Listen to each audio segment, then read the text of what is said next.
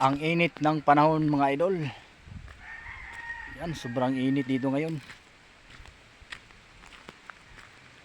Oh, kumusta na kayong lahat dyan? Lakad-lakad lang muna ako ngayon dito. At isin natin ang init.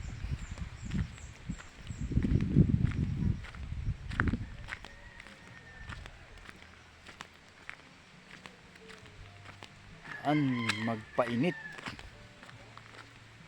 tayo mga idol. Yan, sobrang init talaga dito ngayon.